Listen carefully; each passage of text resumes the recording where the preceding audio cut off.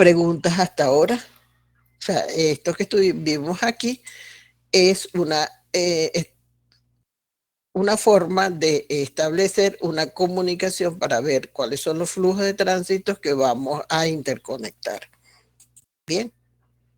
¿Qué llamamos puntos de conflicto? Porque todas estas maniobras de entrecruzamiento, cuando se cruzan, bien sean divergentes o convergentes, generan conflictos de tránsito. Estos conflictos los identificamos de la siguiente manera.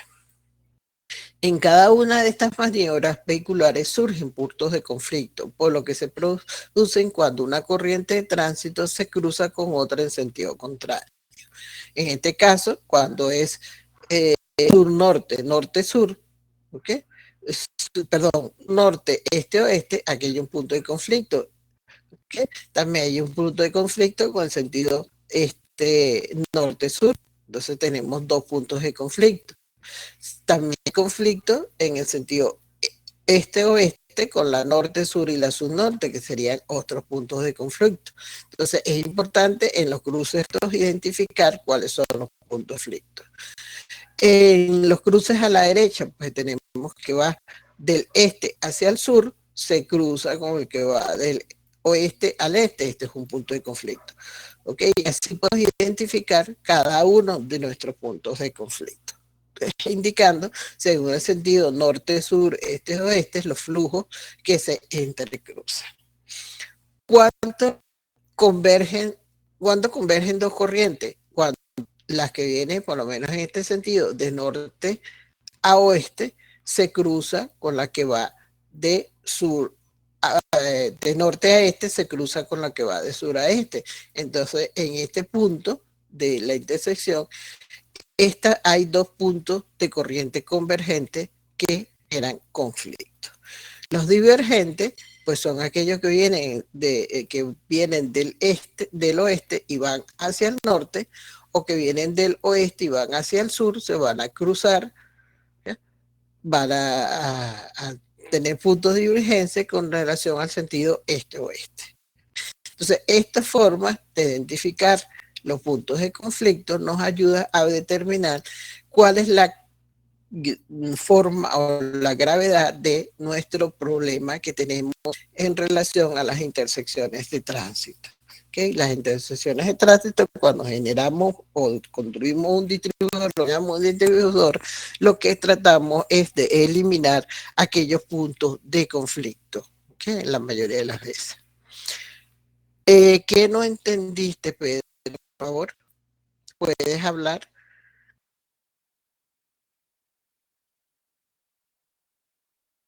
Está abierta para que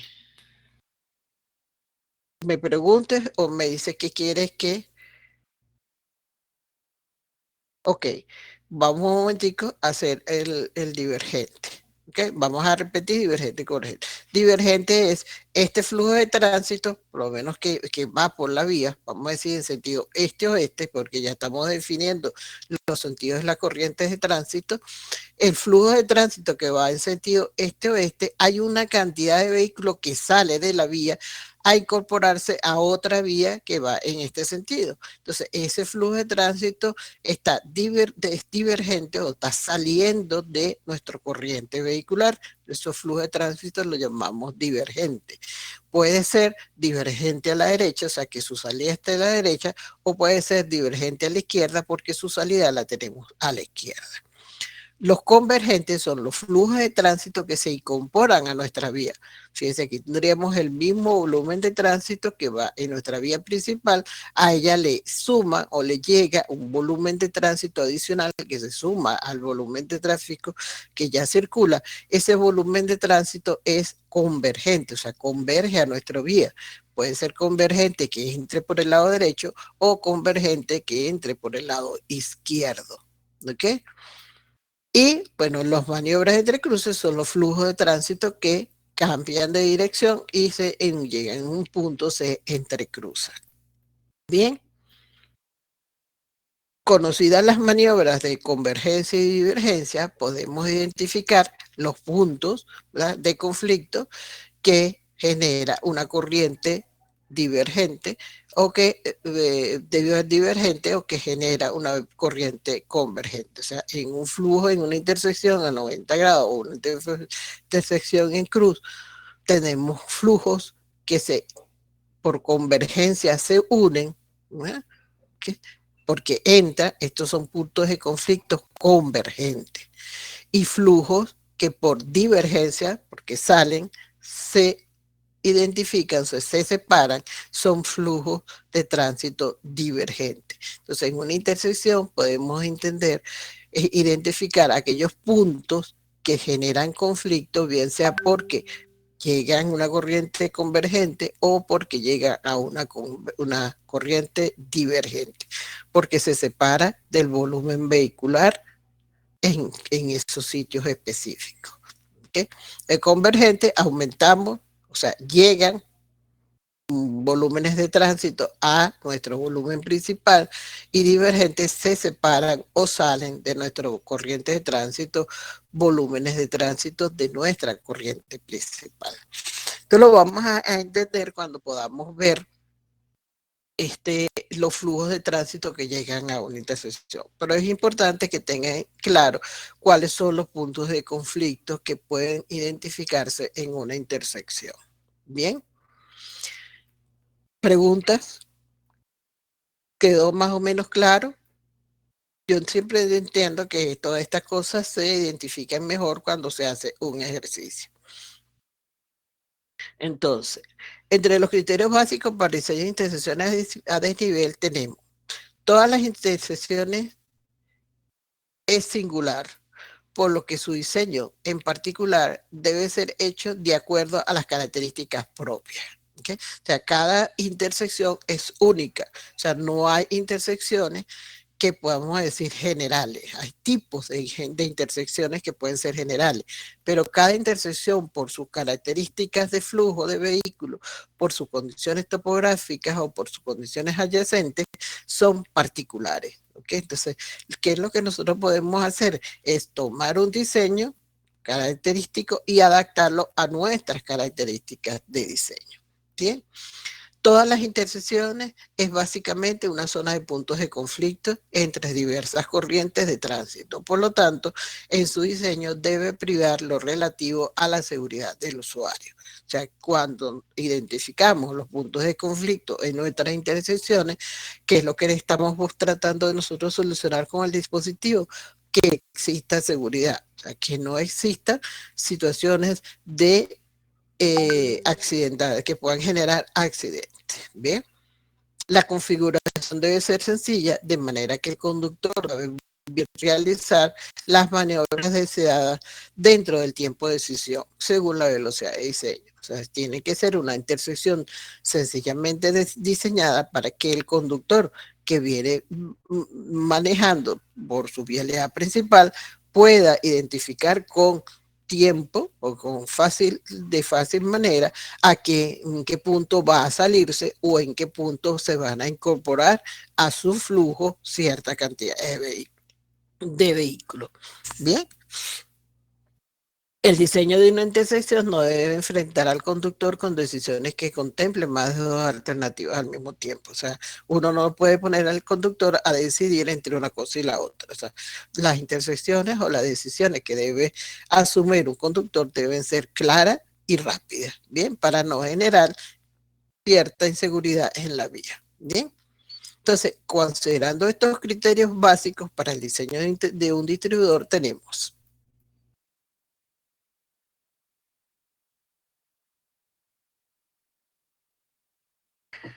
tipos de intersecciones a desnivel.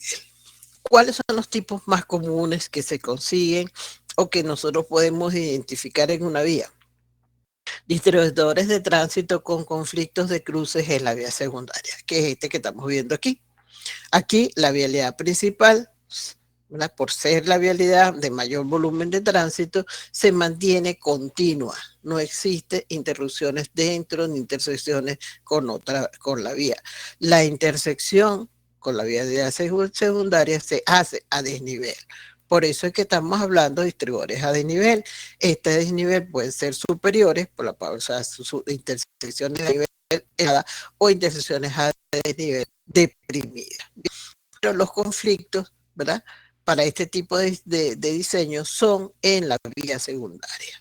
Entonces, los distribuidores de tránsito con conflictos de cruce en la vía secundaria son aquellos que resuelven la intersección entre una vía con control total de acceso a autopista y otra con control parcial de acceso o sin ningún control de acceso a avenida o carretera. Básicamente son dos los tipos de distribuidores que se utilizan en esta categoría. Generalmente son el tipo diamante, que es el que estamos viendo aquí, y el trébol de dos hojas. Bien, el esquema que se presenta que se presenta la vía principal, en este esquema que se presenta, la vía principal está deprimida, o sea, por debajo de la vía principal. No obstante, la disposición de los niveles de la distinta calzada depende principalmente de la topografía y del terreno. O sea, la vía secundaria yo la puedo poner elevada o la puedo poner deprimida dependiendo de la topografía y del entorno en la cual esté diseñando. Pero lo que sí es que la vialidad principal, esa es inalterable, esa no se modifica. La que se modifica es la vialidad secundaria. Bien, aquí tenemos otra forma de este tipo de estereotipo diamante. Fíjense cómo son las intersecciones. Las cruces se generan en la vialidad secundaria. ¿Okay? Aquí tenemos otra forma con pistas separadas, con una vía secundaria de pistas separadas. Son dos intersecciones prácticamente paralelas y los movimientos de intersección se generan sobre la vialidad secundaria. Estas son formas de presentar un distribuidor tipo diamante, ¿okay? En el que se utilizan con calles paralelas o separadas, con calles de un solo, de dos sentidos de circulación. Muy bien. Entonces, estas formas generales de un dispositivo tipo diamante. Fíjense que están indicadas las nomenclaturas. ¿Ok? Es la, la que viene del norte y va hacia el oeste. ¿Ves? Sí, esta es la rampa que une este distribuidor. La que viene del este y va hacia el norte. ¿Okay? La que viene del oeste y va hacia el sur. La que viene del sur y va hacia el este, la que viene del este con sentido hacia el sur, ¿okay? La que viene del norte,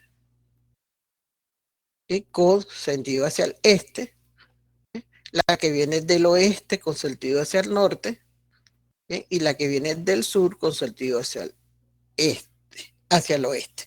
Fíjense que aquí están todos los sentidos de circulación indicados o los flujos de vehículos indicados según la nomenclatura que vimos en la tabla esta. ¿Ok? Bien. Entonces, esta forma nos ayuda a identificar los flujos de tránsito, ¿no? Y generar los puntos de conflicto. ¿Ves? Aquí están todos los puntos de conflicto identificados. Bien, los de cruce, los de convergencia, los de divergencia. Entonces podemos, una vez identificados los sentidos de circulación, identificar cada uno de los flujos los puntos de conflicto que se generan en mi dispositivo que estoy planteando. ¿Bien? ¿Cuál es el otro tipo de distribuidor común? Ah, bueno, vamos aquí, se me pasó las ventajas del tipo diamante. Entre las ventajas de este tipo de distribuidor de tránsito podemos nombrar la salida de la vía principal de un solo canal antes de la estructura. Que las salidas de la vía principal de un solo canal están antes de la estructura. Entonces, aquí dice, las salidas están antes de la estructura. Bien, esta es mi estructura, bien sea por debajo o por arriba. Las salidas están antes, ¿ok? De la estructura. Las entradas de la vía principal están después de la estructura.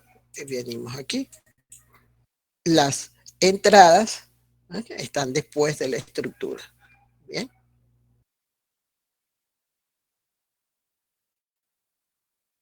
Se eliminan los trayectos de entrecruces en la vía principal. No existe entrecruce en la vialidad principal. ¿Ok?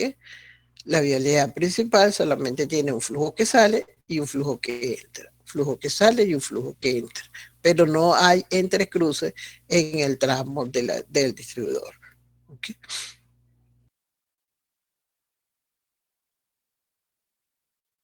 Cabe dentro del ancho del derecho de vía.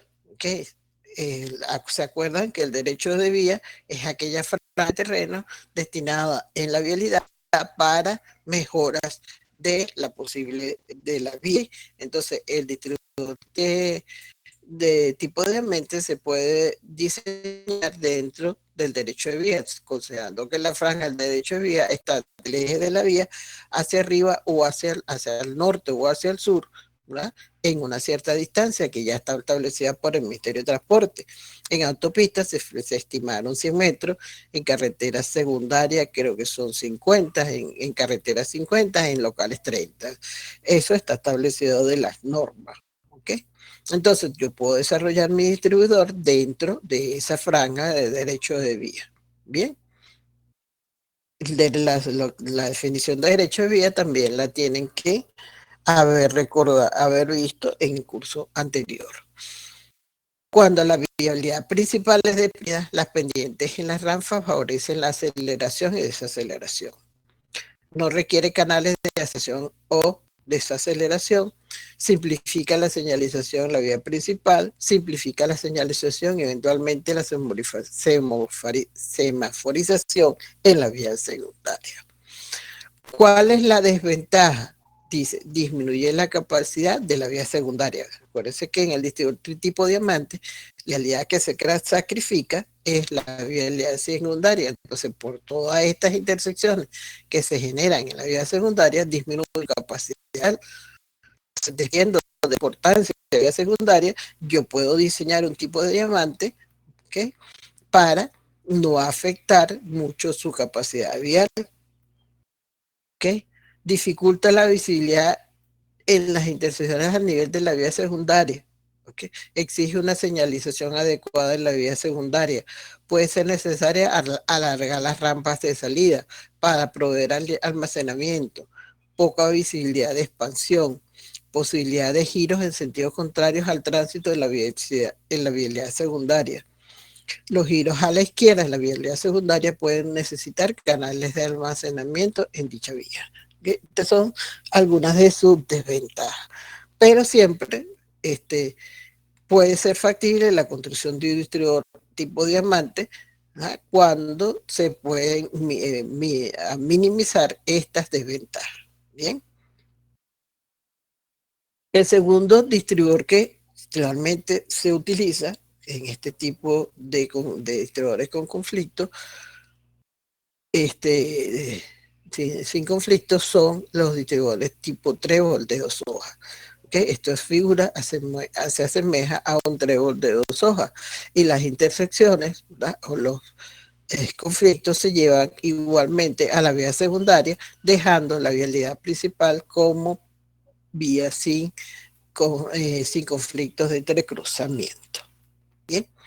Las desventajas de este tipo de distribuidor de tránsito, podemos favorecer la velocidad de operación en la vía principal al colocar las salidas antes de la estructura, ¿okay? Igual que el mes pasado, la posición del distribuidor anterior. Se eliminan los entrecruces en la vialidad principal, la posición de las salidas simplifica la señalización de la estructura y favorece la expansión futura del distribuidor a forma más sofisticada. Una de las desventajas es que desde la vía secundaria el giro natural a la derecha es reemplazado por un giro a la izquierda. ¿Okay? Entonces, si yo tengo la vía secundaria, ¿okay? Este giro es a la izquierda. ¿Okay? Si yo vengo incorporándome al distribuidor por la rampa, este giro es a la izquierda. Bien. La capacidad y seguridad en la vía secundaria se ven afectadas por los conflictos en el terminal de las rampas. O sea, aquí, al terminar las rampas, se generan los conflictos de entrecruzamiento. Los giros a la izquierda de la vía secundaria pueden regirse con canales de almacenamiento en dicha.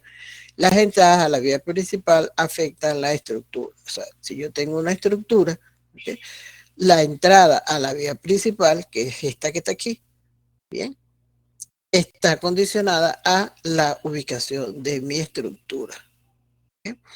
Este trébol de 2 hojas también puede ser combinado con un trébol de 4 hojas cuando se separan los conflictos por rampa. ¿Okay? Te lo vamos a ver más adelante.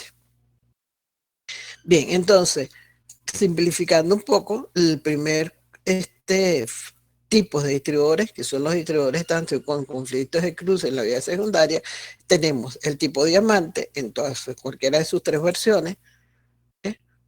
Pueden haber más, y los trébol de 2 hojas, como lo estamos viendo en este sentido. Y aquí tenemos diferentes versiones de este trébol de 4 hojas. ¿Okay? Distribuidores tipo trébol de 2 hojas pueden mejorarse teniendo un enlace directo entre los cuadrantes no ocupados por la rampa de enlace.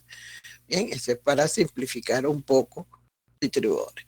Pero estas formas y combinaciones del distribuidor, pues va a depender de en qué situación esté mi y en qué tipo de entorno tenga en mi diseño. ¿Bien? Como le dije anteriormente, no hay un distribuidor tipo para decir, estas son 2 carreteras estatales, pongo un tipo tal de distribuidor, estas son dos locales, pongo este tipo de distribuidor. No, va a depender de tu diseño. Bien, tienes que analizar el entorno, como hablamos la vez pasada, tienes que analizar la topografía, la cual estás desarrollando, que hay a los alrededores, si hay industrias, hay escuelas, hay hospitales, pues entonces van a depender de necesitar salidas específicas. O sea, es un análisis general y también del impacto en el ambiente. ¿Bien? Acuérdense que la vez pasada vimos los criterios para seleccionar un distribuidor. Entonces, preguntas hasta ahora.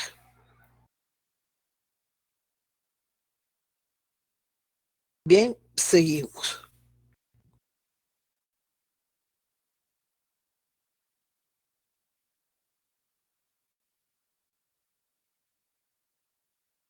Dispositivos de tránsito sin conflictos de cruce. Ya vimos los dispositivos de tránsito con conflictos de cruce en la vía secundaria, que eran el diamante y el trébol de 2 hojas. ¿Okay? Este fue el que vimos ahorita. Dispositivos de tránsito con conflictos de cruce en la vía secundaria. Ahora vamos a ver aquellos distribuidores de tránsito sin conflicto.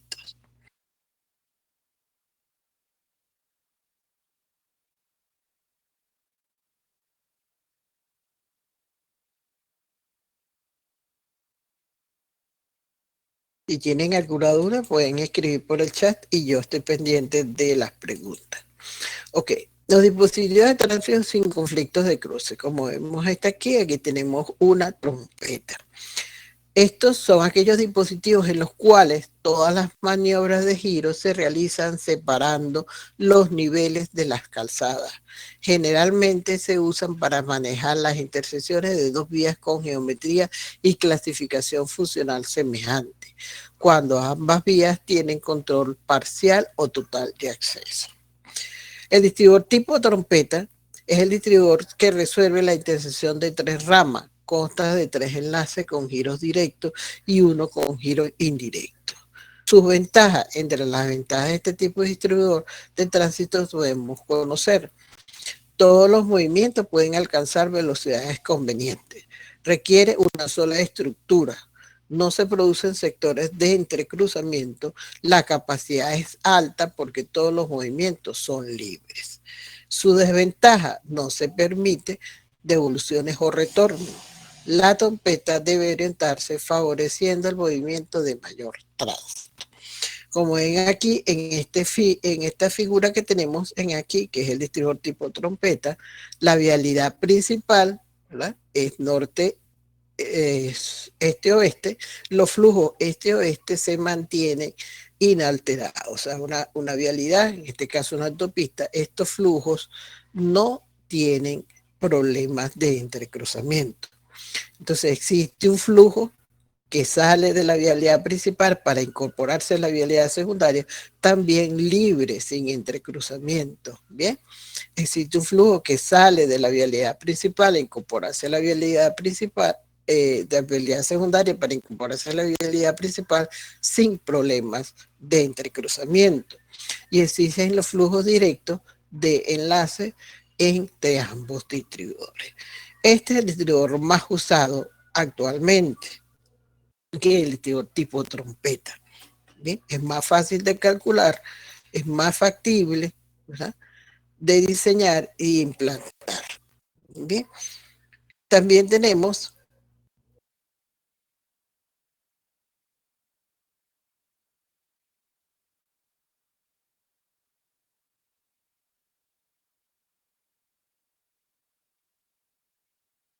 el trébol de 4 hojas. Fíjense que el anterior hablaba de un trébol de 2 hojas. Aquí tenemos el trébol de 4 hojas. El trébol de 4 hojas, un distribuidor sin conflicto. ¿Por qué? Porque es el distribuidor que resuelve la intersección de 4 ramas. ¿Okay? Tiene intersecciones, su resolución son con ramas o con vías de acceso directo. ¿Okay?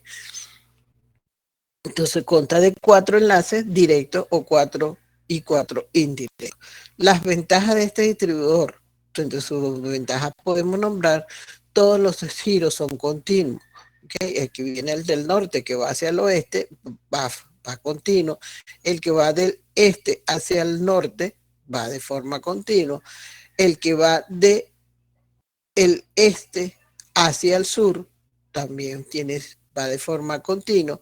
El que va del oeste hacia el norte también va en forma continua.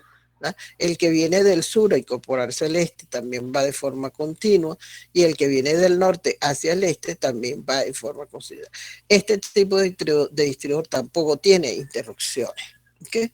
¿Cuál es su desventaja? Este es un distribuidor que por sus grandes dimensiones y sus radios de diseño para los movimientos tipo trébol requiere grandes áreas para implementar. Entonces, esto es un distribuidor bastante costoso por el área de influencia que tiene él. ¿Okay? Los sectores de entrecruce en ambas vías disminuyen mucho su capacidad. ¿Okay? Porque un vehículo que está entrando a la autopista aquí se entrecruza con el vehículo que quiere salir en este sentido. O sea, el vehículo que viene del sur y que va hacia el oeste se va se entrecruzar con el que viene del este y quiere ir hacia el sur. Entonces, esto disminuye la capacidad de la vialidad principal. Los entrecruzamientos que se generan en los movimientos de los vehículos que ingresan o egresan de la vialidad principal. Bien, los canales adicionales para los entrecruces aumentan los costos. Esta solución de entrecruzamiento puede resolverse creando canales adicionales para que los vehículos entren o salgan. Aún de esta forma también genera entrecruzamiento, pero con seguridad. ¿Okay? Las dos salidas sobre la vía principal complican la señalización. ¿Por qué? Porque tienes que señalizar para los vehículos que van saliendo y tienes que señalizar para los vehículos que van entrando. Entonces, estas señalizaciones deberían estas dos entradas y salidas deberían estar suficientemente separadas para que el vehículo pueda identificar la señalización. Porque si no, pues tiene señalizaciones muy seguidas. Bien. Pero con todo y sus ventajas y desventajas, este es un distribuidor también usado mucho para la intersección entre dos autopistas. El anterior, el distribuidor normalmente se utiliza o es recomendable cuando la vialidad secundaria es una colectora o una arterial. Bien, pero el caso del trébol de 4 hojas se realiza cuando las dos vías son autopistas. ¿Sí? Son recomendaciones, pero cada distribuidor, como les dije hace rato, es independiente. Cada uno tiene sus propias características. Bien. A la vez tenemos lo que llaman los distribuidores de enlaces directos. Bien. Estos distribuidores de enlaces directos resuelven la intersección de vías con iguales categorías. Generalmente, con altos volúmenes de tránsito, su implementación en zonas urbanas solo se justifica cuando los volúmenes de tránsito son muy grandes. En tales casos, es preciso analizar soluciones alternas que descentralicen estos dos volúmenes de tránsito. Fíjense, este no es un enlace directo. El vehículo o los flujos de tránsito salen de la vía, ¿verdad? Utilizan una estructura para incorporarse hacia la vía. Así, en el siguiente sentido. ¿Eh? O los vehículos que salen, ¿okay? Salen de la vía secundaria y se incorporan en la que va en el sentido principal. ¿Sí? Pero estos tipos de distribuidores generalmente requieren, por lo menos si esto es un puente o un túnel, ¿no? Que ellos vienen, salen, bueno, para no que el cruce no exista dentro del túnel, entonces se utiliza un túnel común, entonces el vehículo sigue por su trayectoria y los entrecruces se realizan fuera de la estructura. ¿Bien? Sacan el vehículo aquí, lo entrecruzas aquí y lo metes en el túnel para que dentro del túnel o del puente no exista el entrecruzamiento. Bien. Este lo vemos la autopista Caracas-Valencia, hay varios, a la altura de Paracoto, creo que hay uno, no me acuerdo si en Charallave, a la altura de Charallave hay otro, por ahí andan los distribuidores. Es bueno que de ahora en adelante, cuando anden por las vías y tienen gasolina para pasear por las vías el día de verla, se fijen en los tipos de distribuidores que se pueden conseguir en su recorrido. ¿Bien? Aquí tienen un tipo de enlaces directos de 4 ramas. Fíjense que están indicados todos los movimientos que pueden hacerse, pero estos distribuidores ya son un poco más complicados. ¿Okay? Igual funciona como les venía recomendando. Lo conveniente es que por debajo de la estructura no haya entrecruces y que todos los entrecruces se hagan en los alrededores o fuera del lado de la estructura. ¿Por qué? Porque un entrecruzamiento bajo una estructura o sobre una estructura viene a ser más inseguro el distribuidor o la vialidad, generando accidentes importantes. ¿Bien? Entonces es posible que es recomendable, se requiere que las intersecciones se hagan fuera del distribuidor. Bien.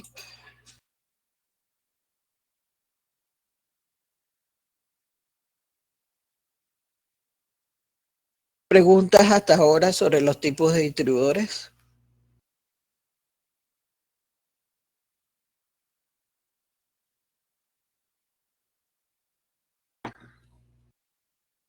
Sí. Entonces, movimos anteriormente puesto por rampas y ramas. ¿Ok? Ramas. ¿Ok? Este es un distribuidor de 4 ramas que tiene 3 rampas por cada uno de sus lados. Este es un distribuidor de 3 ramas que tiene estas rampas, 2 de este lado, una de este lado. ¿Ok?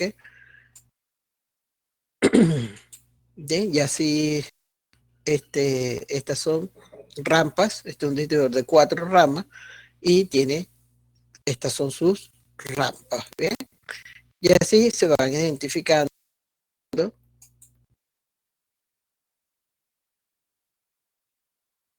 las rampas y las ramas de los distribuidores. Entonces,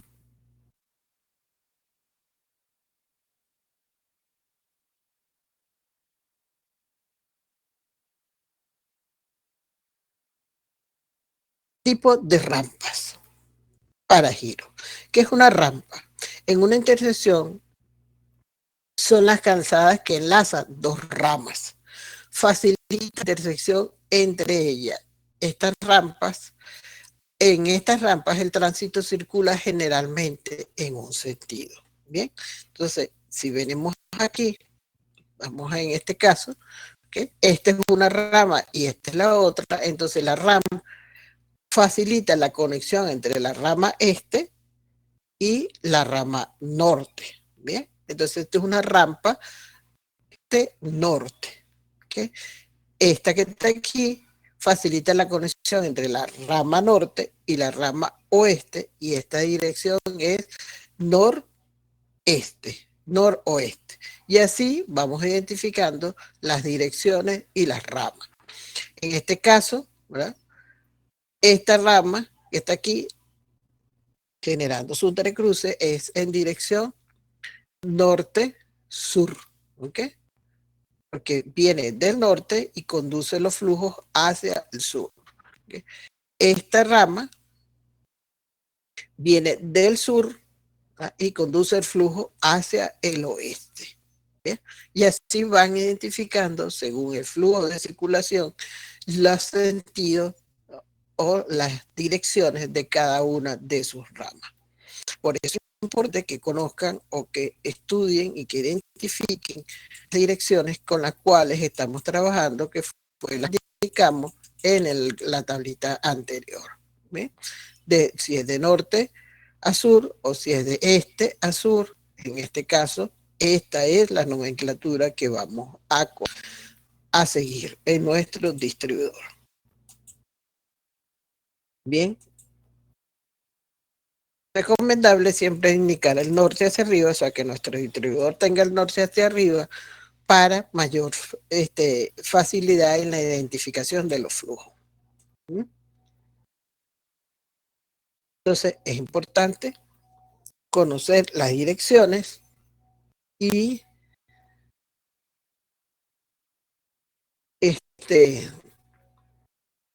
identificar a cuáles ramas enlaza. Criterios para el diseñar nuestra rampa. La importancia y el tipo de vía que comunican a la intersección. O sea, qué tipo de vía y cuál es la importancia que tiene. Entonces, como hace rato, la vía de mayor volumen es la de mayor importancia y aquella vía de menor volumen sería nuestra vía secundaria. Entonces, en una intersección manda la vía principal o la vía de mayor importancia. Su posición relativa a otras intersecciones en la zona. Eso quiere estar pendiente de si tengo un distribuidor más adelante o si hay un distribuidor abajo o anteriormente a él para determinar los puntos de intercruzamiento. Los desarrollos actuales y futuros relacionados con esas vías, o sea, si van a haber desarrollos comerciales, si van a haber desarrollos de urbanizaciones, si hay hospitales, si hay escuelas, entonces es importante conocer esos futuros desarrollos que van a estar ubicados alrededor de nuestro distribuidor. Y los planes de desarrollo futuros que se contemplan en la región, o sea, si van a haber nuevas vías, van a haber nuevos planteamientos de distribuidores.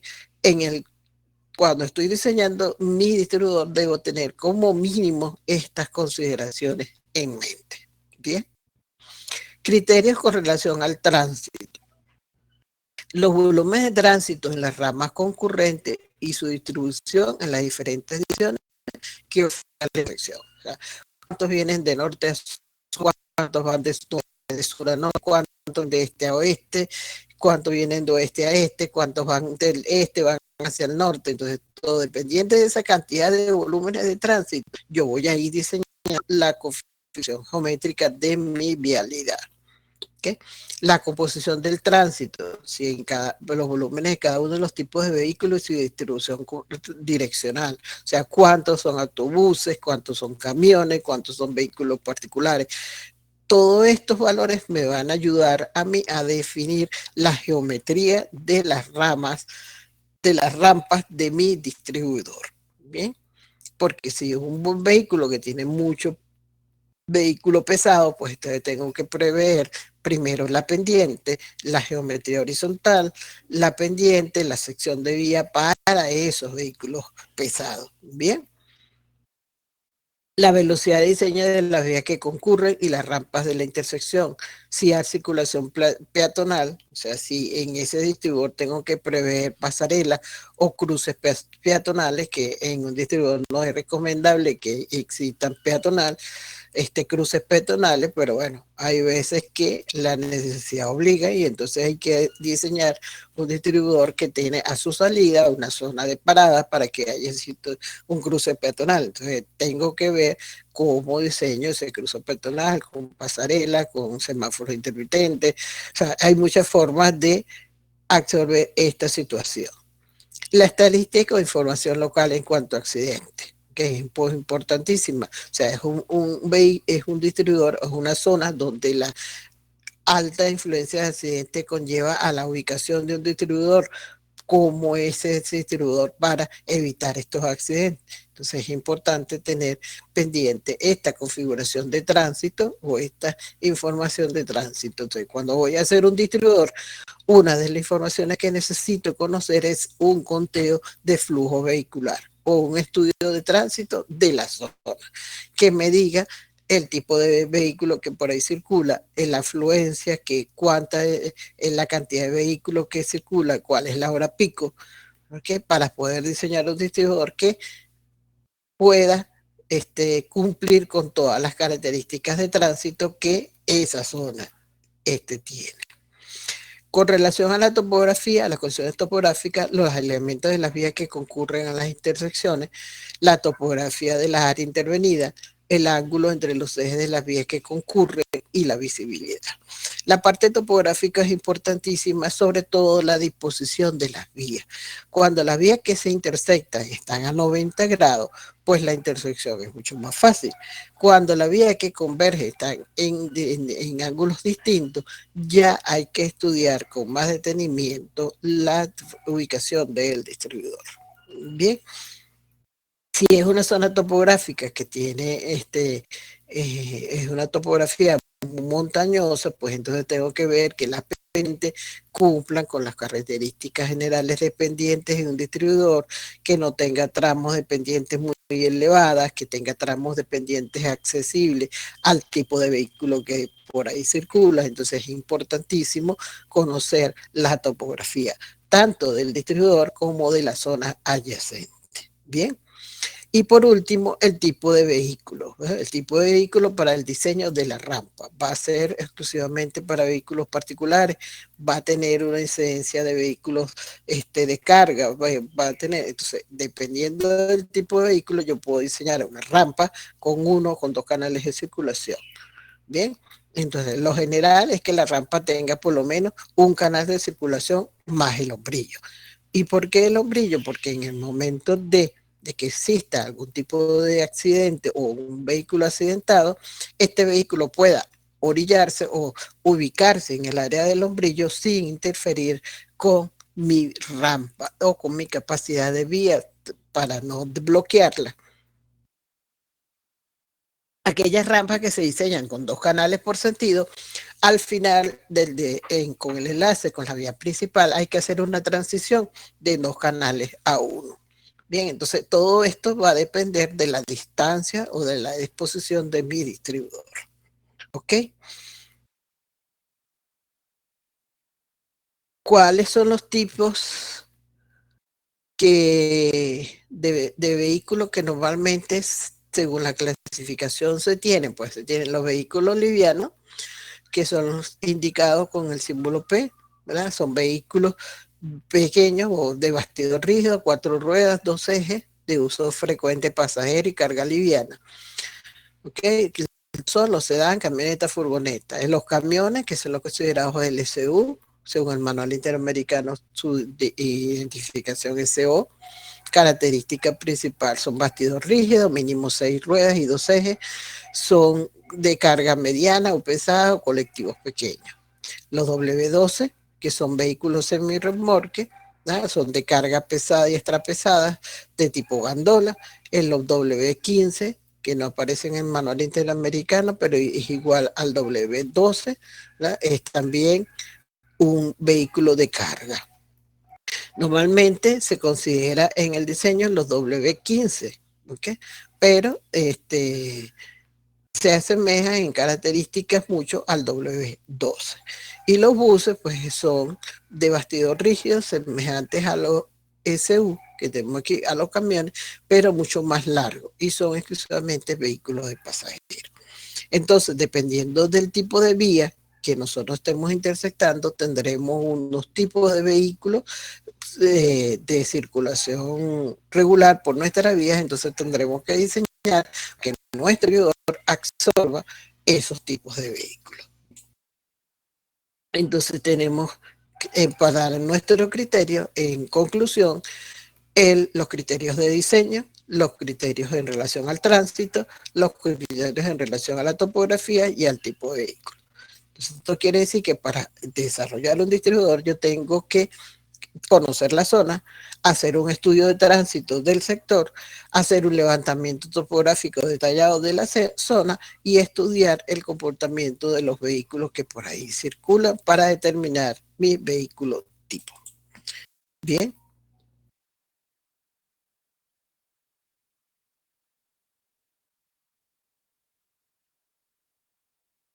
Preguntas hasta ahora. Ok. Entonces, en función del vehículo tipo que yo diseñe en mi carretera, mi distribuidor, ¿okay? Tengo un radio mínimo de giro y ese radio mínimo de giro está establecido según las normas de diseño de carretera o lo puedo establecer, ¿verdad? Según la velocidad del proyecto. Entonces yo puedo establecer mi radio mínimo de giro en función al tipo de vehículo que va a operar en esa vía apoyar esta tablita que está aquí.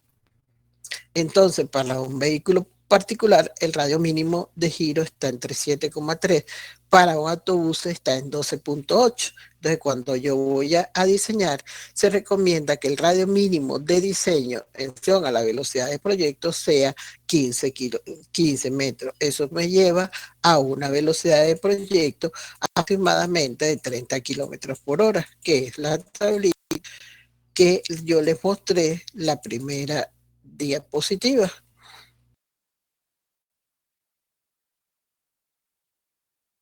Por aquí tenemos.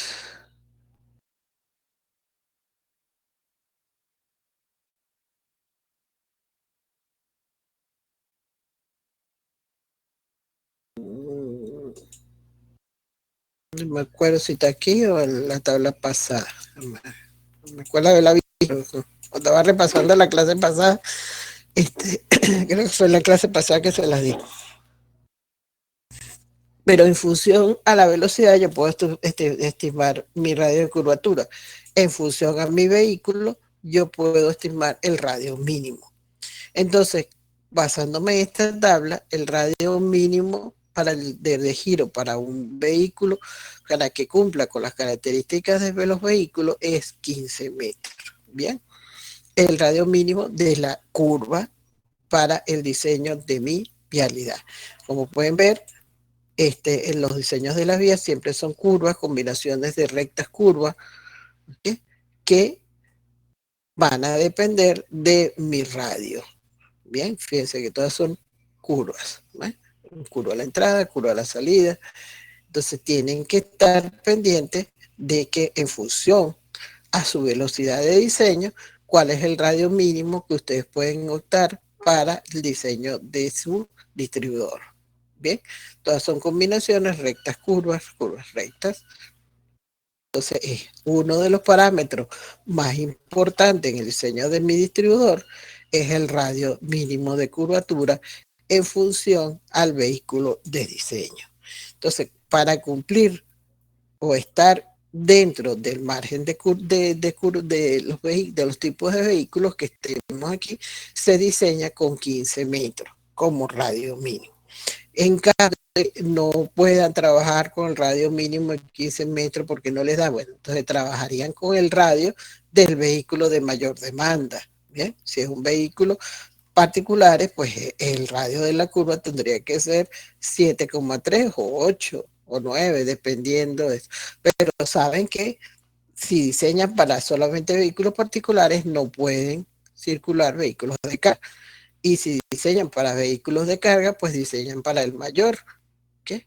Entonces, estas son las premisas que uno tiene que establecer en el momento de diseñar un distribuidor. Es un distribuidor tipo trompeta, pero se prohíbe la circulación de vehículos pesados entre el W2 y el W18 porque no cumple con el radio de curvatura. O no se prohíbe la circulación de autobuses porque no cumple con el radio de curvatura. Entonces, uno tiene que poner sus premisas y esas premisas se establecen en señalizaciones. radio máximo tanto, velocidad máximo tanto.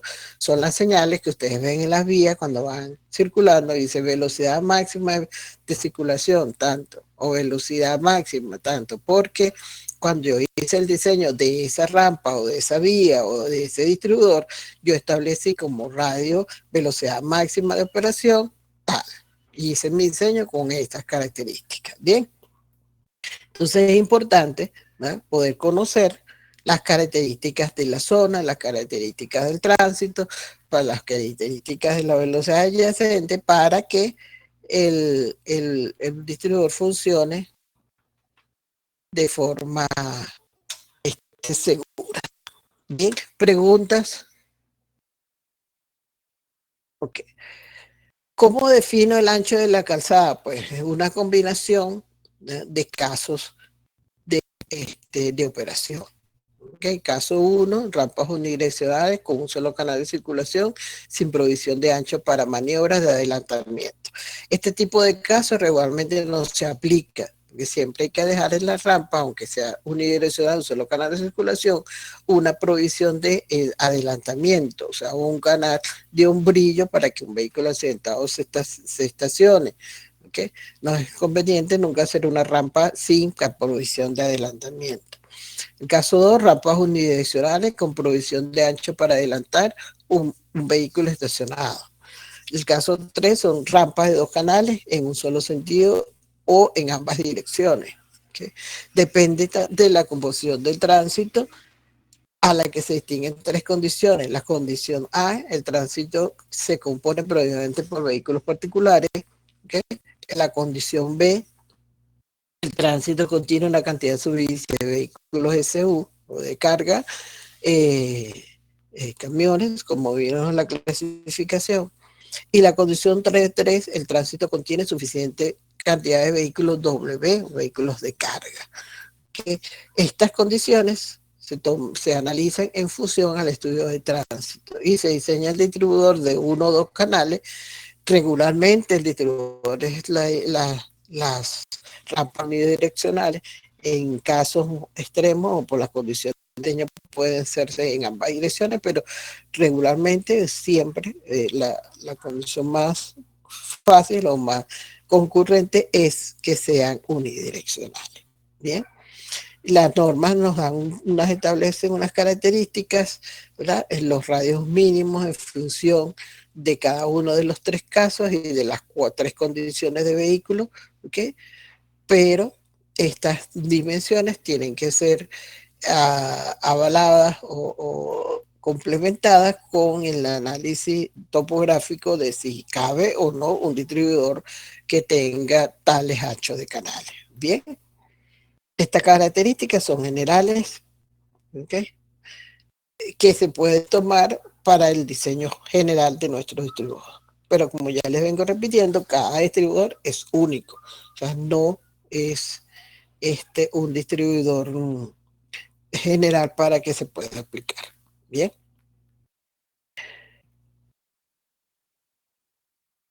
Preguntas. Por aquí me han hecho varias preguntas que no había visto. Camila, profe, usted no tiene la opción de pedir. No, usted ya está fue. Camila ya está, Pedro.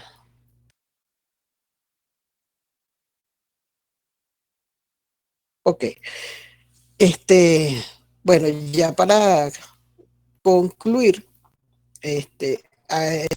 existe una combinación de velocidades, lo que se llama la relación entre la velocidad en las vías y las rampas. Bien, esta es una forma de establecer la velocidad en caso de que ambas vías sean nuevas o que ya existan y se vayan a condicionar su velocidad. La velocidad de diseño debe ajustarse según la variación de velocidad requerida para la operación de la rampa. Generalmente las rampas no son lo suficientemente largas como para desarrollar en ellas un criterio de velocidad de diseño. Lo más importante es la diferencia de velocidades de diseño entre las vías que se conectan a través de una rampa y se establece la posibilidad de alcanzar en ella el equilibrio de dichas velocidades. A continuación, podemos conceptualizar lo anteriormente dicho. Si son dos vías expresas, la velocidad se mantiene. O sea, sales con una velocidad y te incorporas a la otra con la misma velocidad. ¿Okay? Si vas de una velocidad arterial a una vía expresa, ¿okay? Vas con la misma velocidad, en este caso es alta, una velocidad alta, y te incorporas con la misma velocidad. Cuando se trata de un colector a una vía expresa, vas de una vía más pequeña de baja velocidad a una vía de alta velocidad. Por lo tanto, debe existir una cierta longitud para el desarrollo del cambio de velocidad. Por eso fíjense que en este enlace es una curva de una sola, de un solo radio de curvatura. Y en este caso es una curva, ¿verdad? Contracurva para poder desarrollar distancia.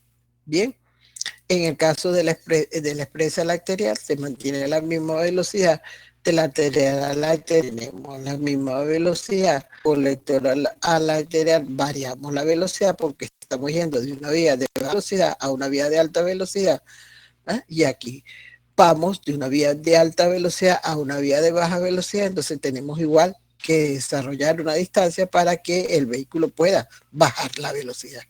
Bien, estas combinaciones simplemente son a títulos generales. Bien, y por último, lo que hablábamos la vez pasada. Cuando al comienzo de una rampa sus características exigen una reducción de velocidad, es necesario proveer un tramo en la cual el conductor pueda realizar esa reducción. A continuación se indican las longitudes mínimas necesarias para dichos tramos, en el entendido de que dicha longitud se extiende desde la nariz hasta el comienzo de la transición de pedal. Entonces quiere decir, fíjense, una vía que tiene un tramo de una vía divergente, o sea, un vehículo que sale a incorporarse a otra vía, y esta tiene una velocidad y esta tiene otra, requiere una cierta longitud para ese cambio de velocidad, para esa reducción. Entonces, normas nos establecen algunos variables, algunos valores recomendables. Si la velocidad de la curva es 80, ¿verdad? Que en la cual yo me estoy hasta incorporando, entonces la longitud que se necesita desde la nariz, que ya vamos a ver más adelante qué es, hasta el punto donde comienza la curva de la vía, es 60 metros. ¿Ok? Si la velocidad en la curva es 80, ¿okay? Y esta es otra velocidad, es una velocidad de la autopista entre 90 y 100. Entonces, para pasar de 90 a 100 a 40, yo necesito que esta distancia sea 150 metros. ¿Bien? De todas maneras, esto lo vamos a ver más de detenimiento en la próxima clase. ¿Bien? El espaciamiento entre las rampas. Fue que lo que hablábamos la vez pasada. La zona de confluencia entrada y salida de las rampas en el tránsito de la vialidad principal está directamente relacionada con la formación de los sectores entre cruces. A fin de minimizar la influencia entre cruces en el tránsito de la vía principal, debe considerarse que la zona de influencia que existe en los trayectos son los siguientes. ¿Okay? Cuando se trata de rampas de entrada, ¿ok? Vengo por mi vía principal y esta rampa está entrando. Esta distancia para entrecruzamiento del vehículo que entró con el vehículo que va directo debe ser como mínimo 750 metros. Cuando se trata de rampas de salida, la distancia antes del punto de incorporación de los vehículos que están saliendo e incorporándose a mi vía debe ser 750 metros. Y cuando tengo una rampa de entrada y una rampa de salida en un mismo tramo, la distancia antes y después de las intersecciones deben ser 150 metros. Y la distancia entre estos dos puntos debe ser como mínimo 250. ¿Se acuerdan que lo vimos la vez pasada? Entonces, estas configuraciones son cuando yo tengo que ocupar en una vía dos distribuidores consecutivamente. Bien, que tengo por lo menos un distribuidor tipo trompeta, ¿ok? En este punto. Entonces, esta rampa que entra y esta que sale, esta distancia debería ser como mínimo 200 metros, que se recomienda, ¿okay?, que sea esa distancia para poder permitir el entrecruce. Bien, y que la distancia antes de este punto sea 750 y después también sea 750. Cuando se tienen dos distribuidores consecutivos, las normas establecen que la distancia mínima entre dos dispositivos de tránsito de distribuidores debe ser mínimo 2,5 kilómetros a 3. ¿Okay? Bueno, esto lo vamos a ver cómo se calculan las rampas de incorporación y desincorporación en la próxima clase, y para ello yo también tengo un ejercicio que me gustaría lo llevara. Si la próxima clase la hacemos presencial, entonces yo voy a tratar de que ese mismo día podamos hacer el ejercicio de rampas de aceleración y desaceleración, de manera de que vean cómo se diseña esta rampa. Esta, cuando es divergente, se llama desaceleración, y cuando es convergente se llama rampa de aceleración. Pero ya lo vamos a ver en el próximo curso. Preguntas hasta ahora, para que podamos hablar un poco del trabajo práctico número 1 que yo le subí al módulo 7. Entonces, damos unos 10 minutos de preguntas o 5 minutos de preguntas, depende de la intersección que tengan ustedes.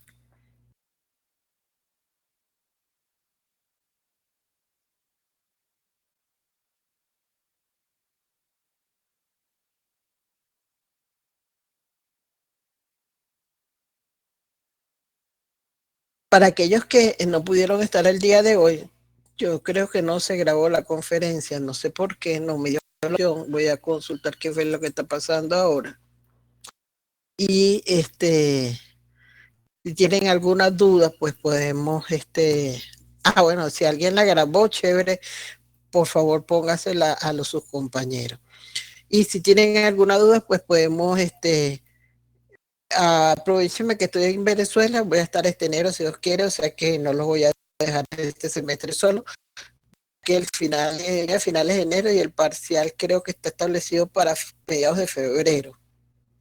Entonces, podemos aprovechar mucho este semestre en tener clases presenciales o ponernos de acuerdo y encontrarnos en algún sitio que podamos eh, discutir o ver los planteamientos ya personalmente. Lo que me falta es lo que les di al principio. Ok. Cuando tú hablas del principio, es con relación a los conceptos principales, los conceptos básicos. O sea, las primeras diapositivas son más generales, o sea, no importa si no las grabaste. Estas también las podemos ver en un ejercicio. Pero las primeras diapositivas, no sé en qué diapositiva están, son información general. Clase, tipo de clasificación de las vías, como ya vimos, cómo son las maniobras, que ya hemos visto, lo que es convergencia, divergencia, no sé dónde te incorporaste. Pero para el diseño individual partimos de aquí. Identificamos los puntos de conflicto, y una vez que identificamos nuestros puntos de conflicto, vamos escogiendo nuestras zonas del distribuidor. ¿Qué tipo de podemos hacer? Ok, entonces básicamente a partir de qué es más importante que nosotros debemos tener claro para nuestro uso. Identificar los puntos de conflicto, identificar qué tipo de distribuidor nos puede servir, nos es más conveniente, cuáles son los flujos principales de tránsito, cuál es la situación topográfica, si hay o no previsiones futuras, si hay industrias por ahí cerca o algunos proyectos de algún desarrollo industrial que pueda afectar el movimiento de mi distribuidor, ¿verdad? Para poder ver básicamente qué tipo de distribuidor voy yo a diseñar. Bien, entonces, podemos comenzar con trabajo práctico número 1. Para ello, mm, déjame ver si puedo compartir la pantalla, porque el plano yo lo puse en CAT, perdón, sí, está en CAT. Y no sé si ustedes manejan o tienen información o pueden manejar el civil. Si alguien maneja el civil, yo puedo ayudarlos con el civil. Déjenme que se cargue un poquito. Y voy a abrir el alcance de teórico del trabajo número 1. Se puso en módulo 7.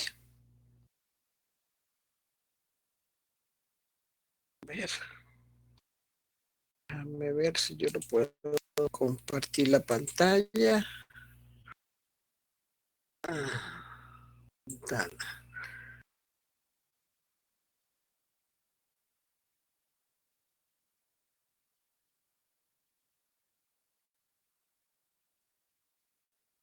Está cargando. De todas maneras, si ustedes lo tienen ahí, pueden irlo abriendo. Mejor que se cargue, pero con lo lento que está este internet, está de lo las. Ok, voy a ir leyendo mientras se carga. En este trabajo ético número 1, se les anexa una topografía de un sector que intersecta a dos vialidades. La vialidad principal es la vía San Carlos Charallave. ¿Okay? Esta es una carretera que tiene una sección de vía actual de 2 canales por sentido, de un canal por sentido de 360 metros y tiene una sección variable de 6 a 9 metros. ¿Qué es lo que queremos en esta vialidad principal? Que esta vía tenga una sección continua en el molde distribuidor de 2 canales por sentido de 3 metros 60 cada uno con un brillo. Eso quiere decir que en la vialidad principal ustedes le van a producir en algunas zonas una ampliación porque la vía no es constante. Entonces tenemos que establecer un eje y de ese eje establecer 2 canales por sentido de 360 metros más un brillo. Bien. La vía Tacatacúa es nuestra vía secundaria, viene en sentido, la vía principal en sentido noreste, norte, sur y sur norte, porque es una vía de dos sentidos de circulación. Cada uno de los sentidos tiene un canal de circulación variable, que dijimos la sección total valía entre 6 y 9 metros. Entonces nosotros vamos a unificar nuestra sección de vía. La vía secundaria es la vía Tacatacúa, también es una vía variable, posee 2 canales, uno por sentido sin un brillo, y nosotros vamos a unificar con 2 canales por sentido, 2 canales, uno por sentido más un brillo. Bien, no sé si ustedes pueden abrir el plano de topografía, pero bueno, si no me carga el Word, menos me carga el AutoCAD. Entonces, si pueden abrirlo de módulo 7 para que me sigan, aunque no veamos el plano en módulo 7, el trabajo consiste, ¿verdad?, en hacer planos de planta y perfiles longitudinales del planteamiento del distribuidor.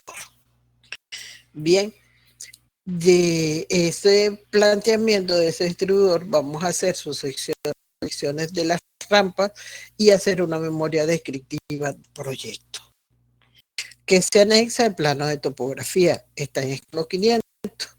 En ese plano de topografía tienen las coordenadas, sistema de coordenadas, el norte establecido, la vialidad existente, tanto norte-sur como este-oeste. Bien, en el trabajo práctico, uno, se dan los movimientos viales que se generan en esa intersección, tanto directos como a la derecha y a la izquierda, según su sentido de circulación, norte-sur, sur-norte, se indica el inicio y el fin de cada una de las ramas, ¿bien? Y se da la geometría principal de la vialidad San Casimiro Charallave y de la vía Tácata. ¿Cuál es la idea? Que ustedes se apoyen en este eje que se está dando geométricamente para establecer la geometría o el eje principal de la vía, el eje de las vías principales y el eje de la vía secundaria.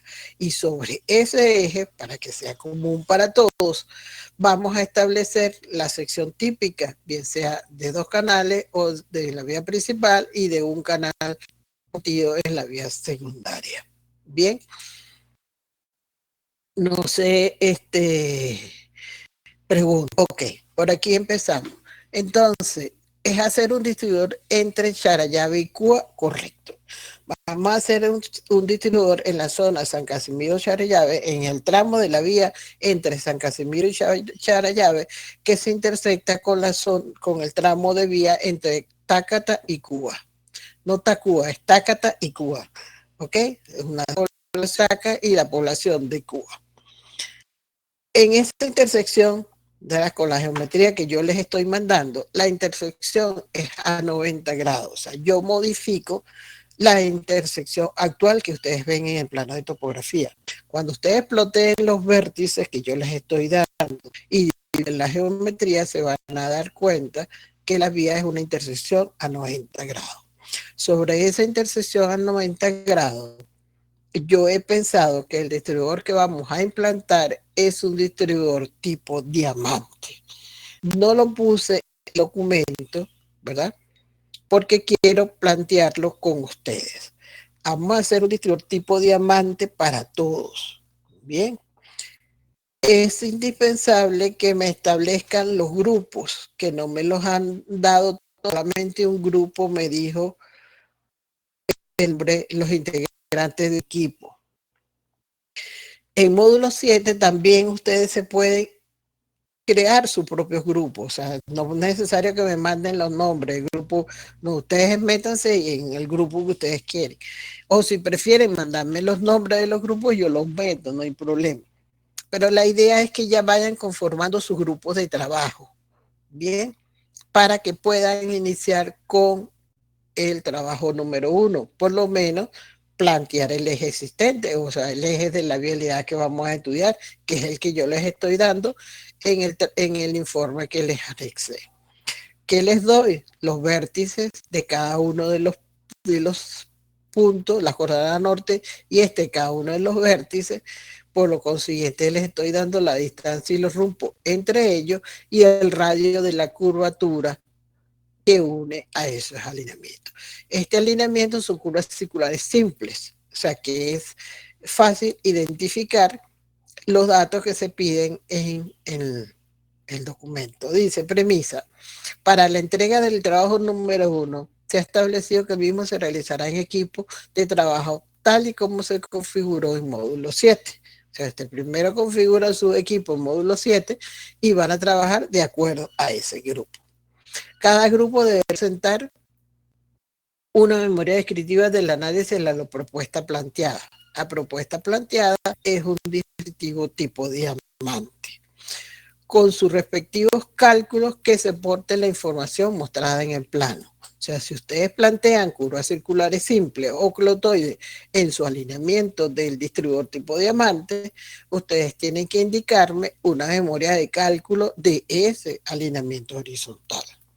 Bien, en el plano de planta se deberá indicar el alineamiento horizontal con su correspondiente progresiva e información de cada curva horizontal propuesta, tangente de entrada, tangente de salida, longitud de curva, longitud de espiral en caso de que llegue, tangente, radio de curva, ángulo de flexión, etcétera. Bien. Adicionalmente, en el plano de perfiles longitudinales, porque igual tienen que hacer sus perfiles longitudinales, se deberá indicar la representación del perfil de terreno, original y de la rasante vial, al igual que toda la información que soporta el cálculo correspondiente a las curvas verticales, progresivas y cotas de las tangentes de entrada de la curva vertical y de las curvas tangentes de la curva vertical, y la longitud correspondiente, la longitud de curva correspondiente, de curva vertical correspondiente, pendientes, puntos altos y puntos bajos. La sección típica de cada una de las vialidades planteadas. Bien, entonces, basado en esta geometría que yo les estoy dando, ustedes van a dibujar en su plano de topografía que les estoy indicando esos ejes de geometría horizontal, ¿no? Van a calcular el alineamiento horizontal y van a establecer su memoria de cálculo. A las rampas que opcionalmente diseñemos para el distribuidor tipo diamante, también hay que anexarle su alineamiento horizontal, su alineamiento vertical y sus cálculos horizontales y verticales. Bien, preguntas. Esto lo cargo.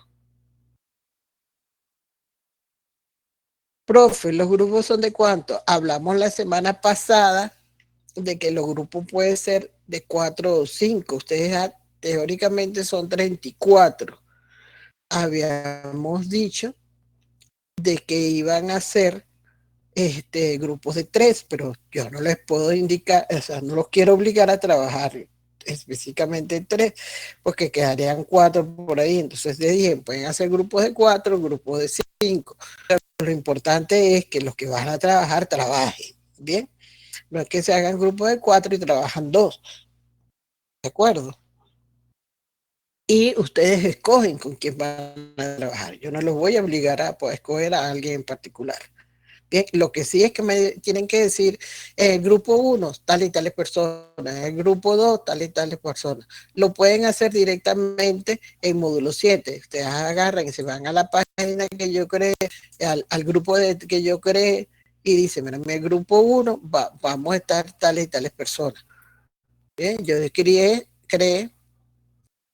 10 grupos de trabajo, si no me equivoco. Sí, creé 10 grupos de trabajo, entre los cuales deberían estar. Ahora creo que hay uno solo. No, no hay ninguno asignado. Ah, sí, hay un grupo que se asignó. El grupo 9 son Lemus, Morales, Gutiérrez y Palencia Ferreira. Así como ellos hicieron, pueden hacer los otros. De una vez incluirse en el grupo que ellos quieren. No sé por qué agarraron el 9, no hubieran agarrado el 1, pero no importa. Pero así, ustedes son 34, dentro de esos 10 grupos que yo creé, ustedes se van a ir incorporando al grupo con la que quieren trabajar. Este, Exactamente. Personas, grupos, ahí se crean ustedes.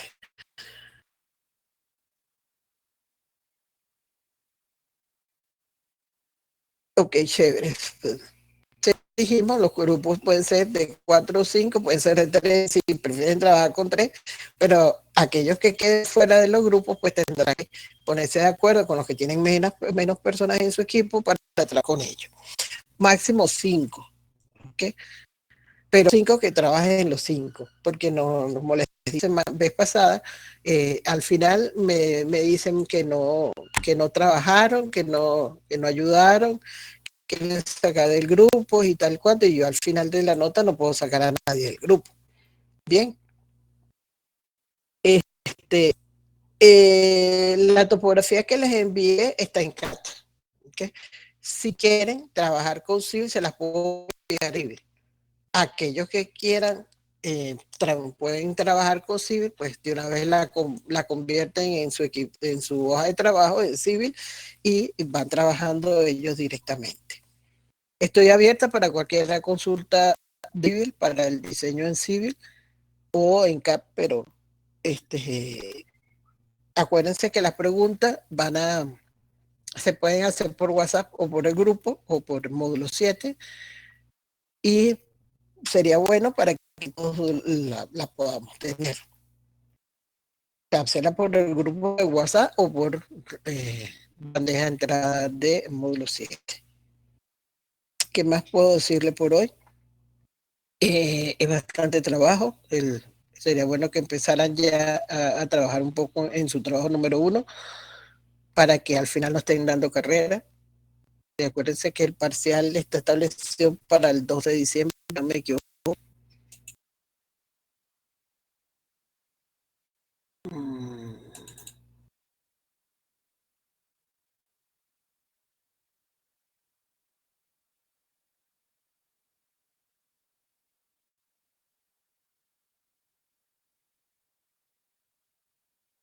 Y bueno, cualquier consulta, pregunta, pueden hacerla de una vez, todavía estamos a tiempo. Creo que la clase del profesor